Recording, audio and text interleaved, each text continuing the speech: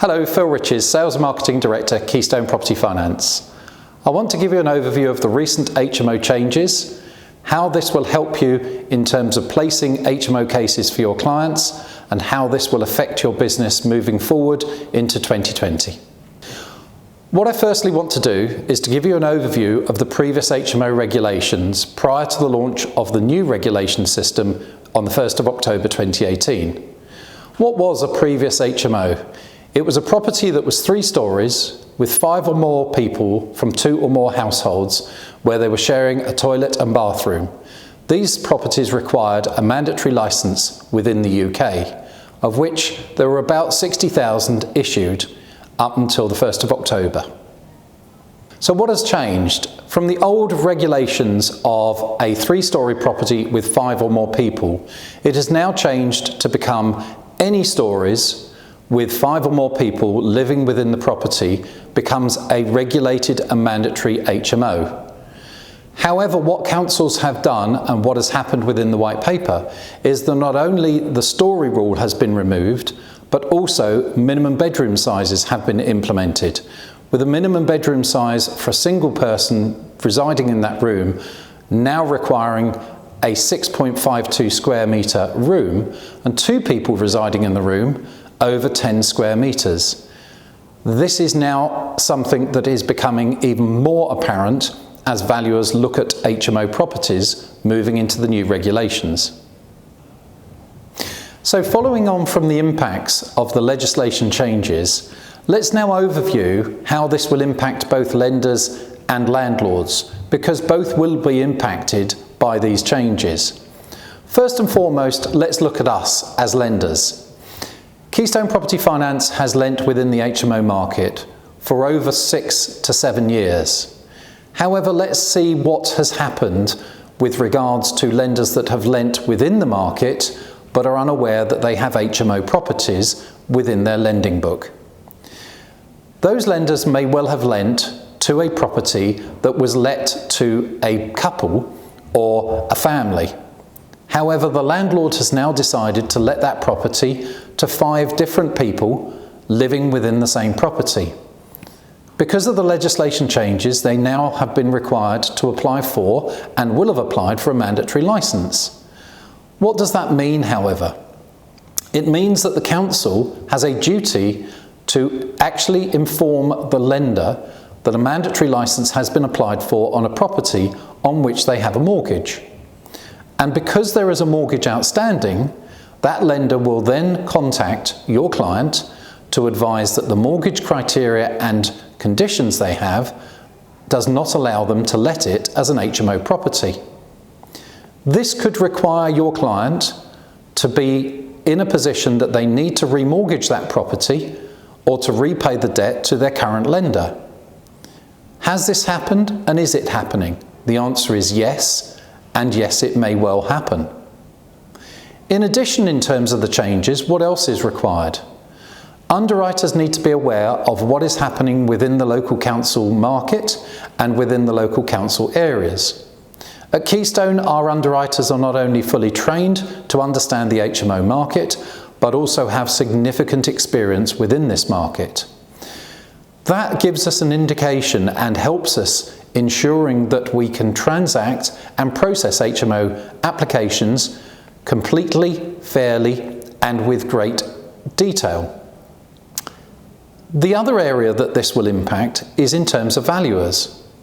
Valuers will require, in some instances, both additional training and understanding of their local market. Keystone uses Allied, which is a commercial valuer on all HMO transactions. Why do we use Allied? Because they understand the HMO market and they have valued within the HMO market for many, many years. Other lenders, however, will use high street valuers to value HMO properties. This is their own choice. However, what you need to be aware is that many instances, those valuers may not be able to value the appropriate property that your client has. Finally, does more complicated in terms of HMOs and the changes to legislation mean more complex? Not necessarily. What you may well find is that more complicated and more complex becomes easier with your client having the necessary licenses and requirements from the local authority to allow that property to be let as an HMO. So having covered the impact of HMOs with lenders, let's now have a look at your clients, the landlords. What impact have these changes, or will these changes have on them? Firstly, there will be higher costs for your landlord or client. The reason why? They are now required to apply for this mandatory license. And in all cases, these licenses will be linked to what the local authority wants to charge to prepare and to produce that license. In addition, the property that the client lets may well require additional improvements, such as mandatory fire and gas certifications. All of these are costs that your client will incur and will be required for HMO licensing and for them to receive and gain an HMO license. Will there be an increase in the mortgage costs for your clients? Well, interestingly, in the past, and I say in the last 2 or 3 years, HMO pricing has been significantly higher than standard pricing of products within the lending market. What has recently happened over the last few years is that pricing differentials between standard properties and HMOs has fallen to as low as 20 bips above standard pricing. Does this mean that they are therefore more expensive? Yes.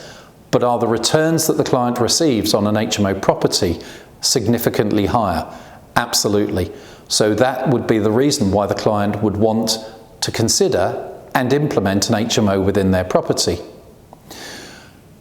However, the final part, though, that becomes even more important is that these landlords now become more identifiable, both within the local council, the area, and finally to HMRC, because everything that is done and everything that they do through the local council will be viewable by HMRC. And if your clients are not declaring their rental income, then this is something that will come to affect them and could give them a significant cost impact. The last part that will become an issue is where clients have HMOs, are applying to either extend or change their license, or are looking to remortgage their property. Because what they may well find is, because of the bedroom sizes, that maybe 1 or 2 of their bedrooms do not become usable under the new legislation.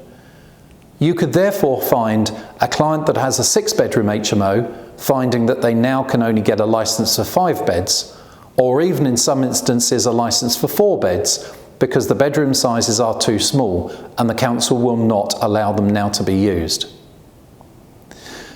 Last but not least, what you and your clients need to be aware of is, if your clients do not have the mandatory HMO license that is required, the consequences of not having a license are significant. 1, the rental income that the client receives, if it is found that they should have an HMO license and do not, can be fully refunded, or would be fully refunded to their current tenants. And in addition, they may well find that their tenants cannot be evicted. If, however, that does not occur, but the council then takes action because there is no licence in place, then what you may well find is those tenants take the landlord to court, and effectively will find that there is a significant charge, not only in terms of the repayment of rent, but also from the council, with fines now achievable of up to £30,000 against your client.